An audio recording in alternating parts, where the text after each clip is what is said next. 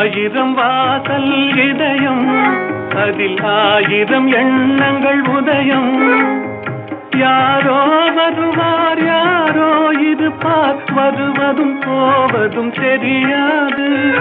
ஒருவர் மட்டும் குடியிருந்தால் துன்பம் ஏதுமில்லை.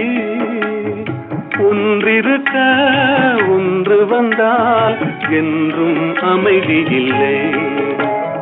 நினைப்பதெல்லாம் நடந்து விட்டால் தெய்வம் ஏதுமில்லை.